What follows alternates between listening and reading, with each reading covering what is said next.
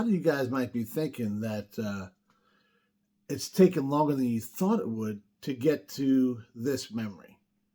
And I'd almost think you're right, but they're my memories, so I know this is the chain of events and how it went. And I'm going to tell you guys, without this memory, my entire life, as I know it right now, would be completely different. So, here's your Monday morning memory from Pugliese Speed Shop. Alright guys, we're going to cruise it on over to the books here, and obviously we're going to mine, because this is my memory. And I guess that's weird, because I opened right to it. There's a lot of my memories that are in my dad's book too, and we're going to come back to some of them later, but right here, there's a couple of pictures I might have of this bike, but this is actually after I wrecked it and as I was rebuilding it. This is my 1989 Kawasaki Ninja EX 500. My first-ish motorcycle, we'll explain that, and this is actually the bike I learned how to ride on. So if it wasn't for this guy right here, who knows, you know? I think it might be we were talking about the Dodge here. So that's Mitsubishi thing. No. There's a picture there before I wrecked it when it had the stripe on it. We didn't put that back on. And my God, I think that's about it, man. Let's oh no, there's as it's getting rebuilt. I think that's gonna do it. Alright, before we get too far ahead of ourselves, let's sit down and talk about that mighty motorcycle. Now, when I say that mighty motorcycle, I'm being facetious. Now, granted, it looks like a crotch rocket, and I mean, it is for all intents and purposes, but it was not like a super fast bike. It was a 2-cylinder, 500cc. Now, to get actually any kind of crotch rocket power, you're going to want at least a 600, where it turns into a 4-cylinder. It's clearly different, right? Unless you're talking Triumph stuff and the triples, and that's English stuff. We're not talking about that. All right.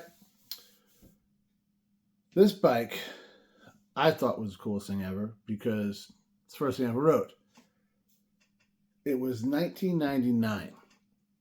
Now, I wanted a motorcycle since I was, I don't know, a child, right?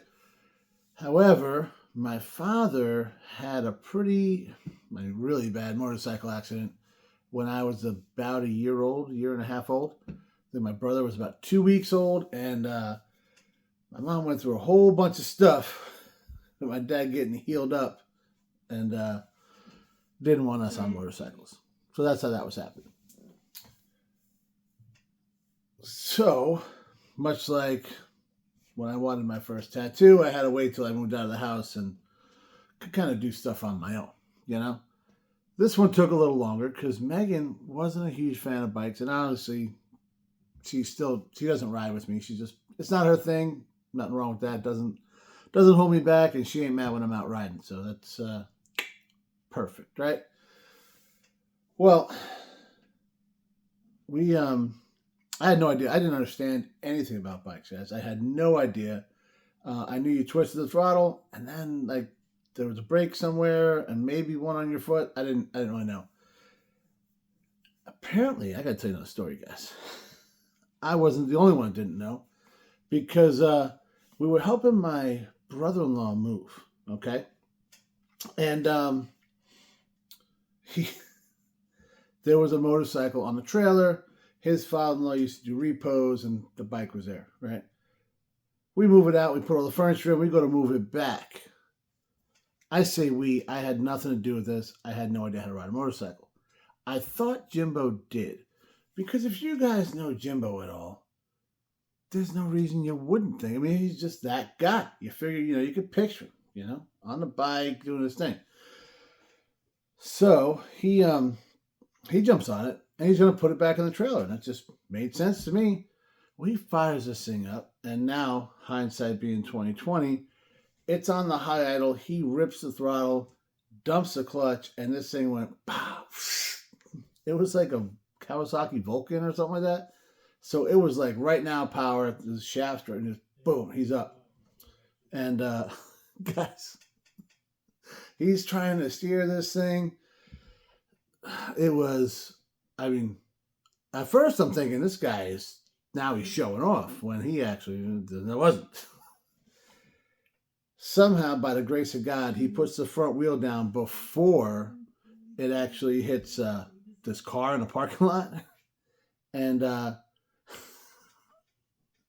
he puts it, he dumps it, right? We all go running over. He's got a Marlboro Red hanging out of his mouth, right? And he's like, never dropped a cigarette. This thing, it's been referred to for years. This is 20-something years ago as his tragic motorcycle accident. He was fine. He sustained no injuries. And when we got up to the new house, he actually jumped on the bike and he took it around a block and came back.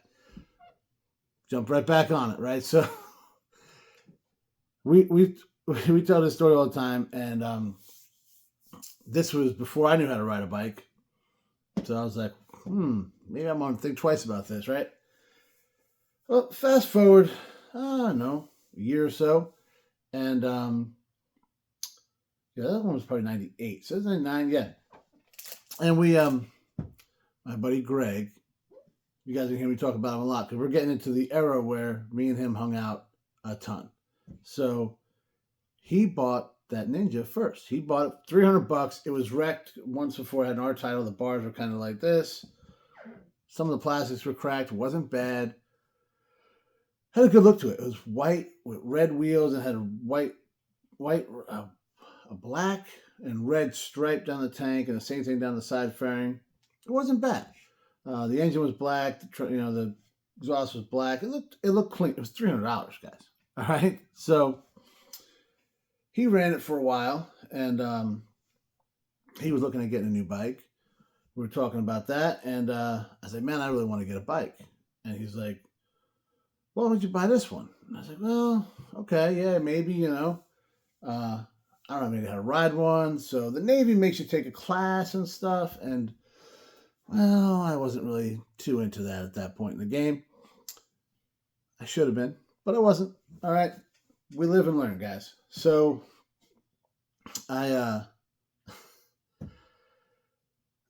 hadn't broken the news to Megan yet, so I didn't buy it yet, just for the record. But me and Megan were at dinner.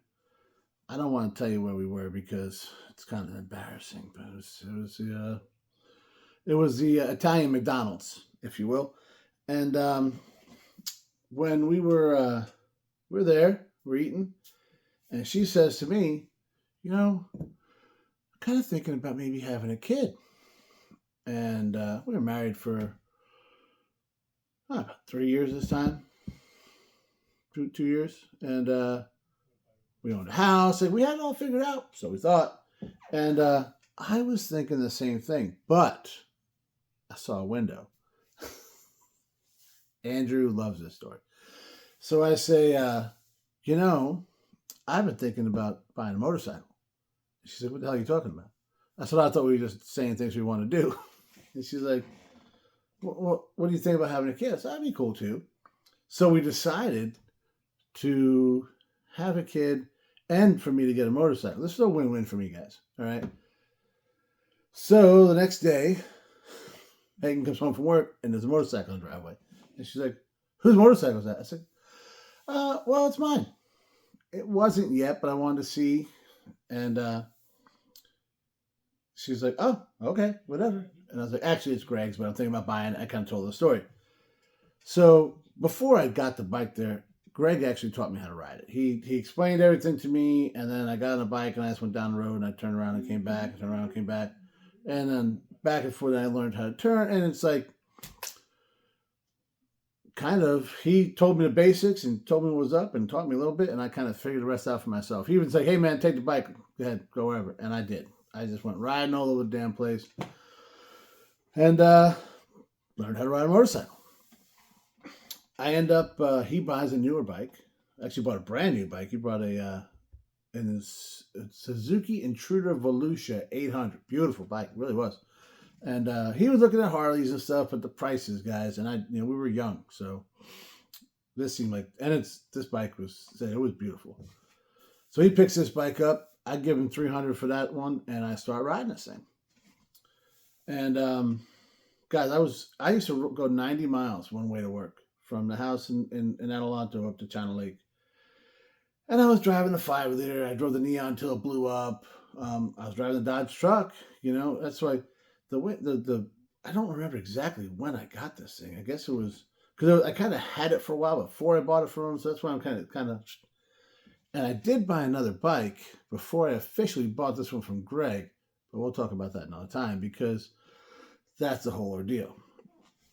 But guys, I learned. I had this thing. I don't know how many miles I put on this bike. I was putting 200 miles a day on this motorcycle. In fact, the first time I took it to work and I was coming back, there's no gas gauge, just a light, right? And then the reserve, of course. So these are older bikes. The new ones, yeah. I filled it up and I know, motorcycles get great gas mileage. I ride it to work, then I ride it almost home. I was about 3 or 4 miles from the house, but ran out of gas. I don't think the reserve was ever turned. By the time I finally got it to go, it was and died again. And I kind of walked it into this gas station. So then I would ride to work, get gas, and ride home, and it never happened again. I did have an incident where a spark plug flew out, and I had no idea. Guys, I was brand new to motorcycles, let alone maintenance. Greg actually came and got me. I used one of the call boxes, and Megan drove Greg up there. And within 2 seconds, he figured it out. I probably should have, but he put that in there, and I took off the rest of the way to work. It was a chain-driven bike. It was a very cheap motorcycle, so it wasn't even like an O-ring chain. Like you could have put one on there, but it would probably been cost more than the motorcycle. So we just had a regular chain on it, and you had to adjust it a lot, like once or twice a week. With the mileage I was putting on it, it had to get just a slight. And of course, you got to spray the chain, or the chain wax or whatever, and it can get a little messy. But because it didn't have a chain guard on it, because things happened in this motorcycle's life. I was riding it one day and it was freezing out. I remember that, and the freaking chain slung right out the back. Thank God I didn't lock anything up, but son of a bitch. This was before cell phones, before I had one. So I walked, can't remember where I walked to, but I walked somewhere, called Megan. She came and picked me up. We got to this little bike shop that they had in Victorville, California. And minutes before he closed, I think I actually had a knock on the door. He sold me the chain, and I'm there freezing, trying to put this thing back into the primary. Was it the primary? I had to take a cover off, so probably. You remember these things, and it's the price you pay for wanting to be cool, right? So I remember this thing for years, guys, years. I was out to Point Magoo, which is like 2 hours or so. I took it on some debts out there. We took jets out there and fly missions out there, and we would stay there for a week or whatever, month or whatever it might be. And guys, one time we're coming back. And I left after we left together, but I had to stop somewhere, whatever it was. I was way behind the rest of the detachment. So I was like, I'll catch up to you guys, don't sweat it. So I'm doing things I wouldn't normally do. I was feeling overly comfortable that day, right? And I'm splitting lanes on Route 5 and 405 and 101 and all the other roads that are around there. It wasn't needed, but I was doing it. I mentioned I was like 22, right? Well, at this point, I guess I was probably 23. No, I was older. I was 24. So Andrew was already born, and it was Valentine's Day. That I remember. Probably 2002. I think it was 2001 or 2002. I know it was Valentine's Day for sure. So I'm getting after it on this bike. I mean, I am getting after it. Um, Now this is a 500, not a 6, like I mentioned before. So it's got a skinny little tire. It was a highway tire on it because all I did was run up and down the highway with it. This thing was not made to handle by any stretch. But I'm in my head like it's, you know. So I get on 14, I'm getting it, and I was figuring out, so get back to China Lake, you can either go up 14 in your current road, which is just a troop, and it's all real straight, and it's probably the faster way to go. But if you bang a right on Garlock Road, this road is made for somebody that wants to ride like an idiot. All right, so there's a lot of this and a lot of this, and it's a ton of fun. So I am on this bike, and I'm riding this thing way beyond my capabilities, and honestly beyond the motorcycle's capabilities, 100%. So I'm doing these S turns, and I'm getting it. I'm feeling great. Well, at the end of the road, right before you get back to 395, there's a sharp turn like this and a sharp turn like this. Yeah, so yeah, this and then back. Yeah, it's almost, it's not quite a hairpin, but it's in there, right? Last time I looked down, I was in triple digits, and I come into that first turn and I throw the bike over, and I threw it too hard. First, that's the first mistake. Well, the first mistake was being in triple digits. I probably came down into the 90s before I actually, while I was in the turn, but I throw the bike over way too hard, overcompensated like crazy, and I realized I'm going to come over the line. And there was some gravel or something. I felt my back end get a little, and maybe it wasn't even gravel. Maybe it was just the fact that I had a hard tire on the back, skinny little hard tire, and there was no reason to make this turn. But I'm in the turn, and I try to throw it back over. I've already crossed the line, and I'm way wide. And I realize that there's no way in hell I'm making this turn. So, textbook fall, from what I'm told, because the detachment, I almost caught them. The van was, that's what I kind of was getting after, because I saw them. I was trying to catch up.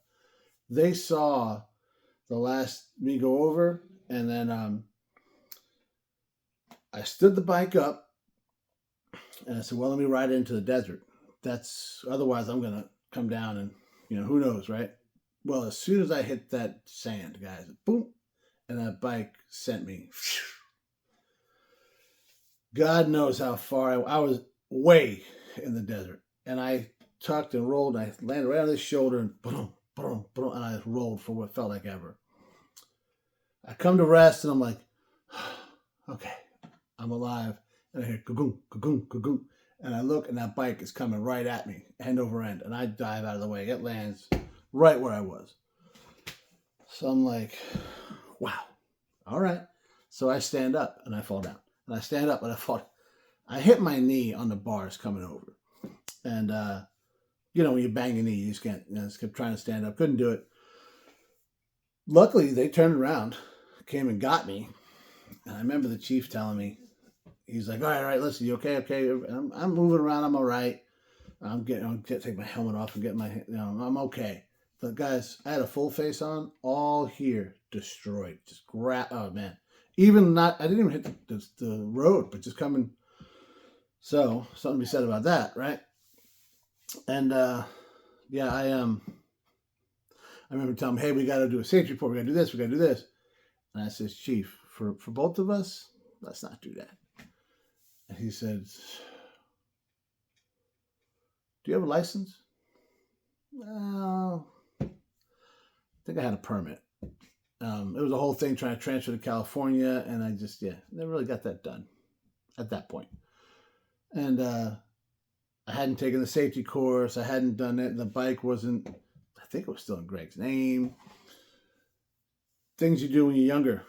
So he's like, oh, man. So I get in the van. They take me back to the hangar, and we don't report anything. I tell everybody I'm fine. And I was. So I called Megan. This is before we texted things. I must have called her, and I said, hey, I'm running late. I don't want to worry, right? I'll be home. It's gonna be fine. So we had a cabin reserved up in Big Bear for Valentine's Day. We didn't make it. All right. So my buddy Mike was there. He's like, he sees me limping. He's like, "What happened? Let's talk about it." So we talk about it. Greg's at work. He's got an F-150. So he said, "Hey man, I got the truck. We don't have any tie downs." I said, "It doesn't matter, man. So just go get this bike and go home." So Greg and I, we both lived. He lived 5 minutes from me. So we made this. We used to carpool. We made jokes about we were going to ride up there like Ponch and John. And, well, I think you'll know who would have been who in that. But either way, we never did that. And this whole accident might have been part of that reason. But, yeah, so we go back, get the bike. We put it in his truck. And it was a light. It was a 500. Me and him, we pick it up. We put it in the bike.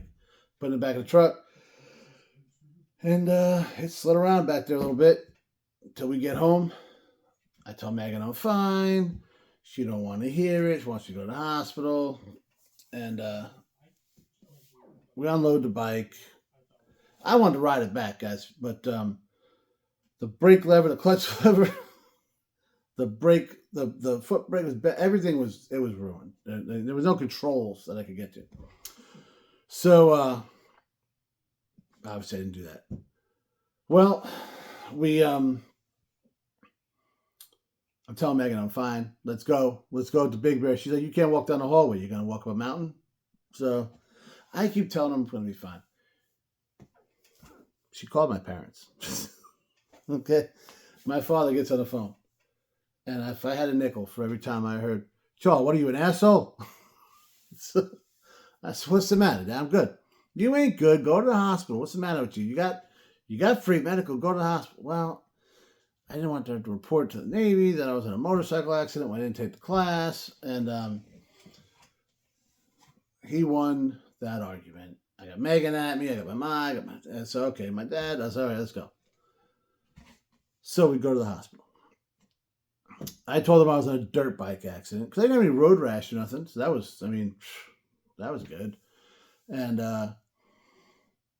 you don't need a class to ride a dirt bike. So that was my thinking. They go through everything. We get x-rays, we get this, we get that. My shoulder hurt, my knee hurt. Nothing could really do it. They told me to do some physical therapy and, stand in the doorway and push out this and that, and whatever. So what I'm trying to say is I was right. I left there. I was fine. I didn't, we didn't go to Big Bear, and that cost me something down the road for sure. But yeah, that was that. And as you see in the pictures, I was redoing the bike as cheap as possible because I ended up heating up the foot brake, bent that back. I got new levers. I was fiberglass repair. I actually did it in the shop. There was a guy that was pretty good at it at work. And he helped me out. And we did just the top fairing is all that was there. We made that decent. Took all the fairings off, sanded them, shot them white. I mean, you really can't screw that up. This was before, like now you could probably get a sticker pack or whatever, and I didn't really care about it. But it was looking pretty decent. Everything came along pretty well, and I was getting ready to move. I think I bought my Pontiac right after that. So shortly after that wreck, anyways. So yeah, I put the bike for sale for $500, figuring he'll talk me down to $300, and I'll get what I paid Greg for it. And it did. I rode it afterwards. It ran and rode fine. It was everything exactly like it was before. I was just like, I'm not gonna take it with me. It just didn't pay. I had the other one. And I picked up another bike. We'll talk about those as we go. But yeah, I had this one the longest, and I rode the hell out of this thing.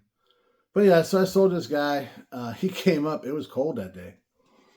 At night in the desert, And I remember he was in the Navy at one point because he had a P coat on. I was like, what is that? P? He's like, yeah, I was in the Navy. I was like, me too. And man, he got on it, and he had one 100 years ago and wanted another one. And he wrote it down to San Bernardino, whatever. And that was that. So I did wreck it. I saved it, sold it. And man, I still can't make the throw from third base no more. But definitely could have been a lot worse. So if you take anything from this, just don't ride like a jackass, and you'll probably be all right. But huge shout out to Greg. Thanks for teaching me how to ride. Thanks for giving me a smoking deal on the bike, and it's a huge part of my life now. And you know what's funny is I'll tell you a story about the next Ninja I had. He helped me out with that one too, like 20 years later. Thanks for watching, guys.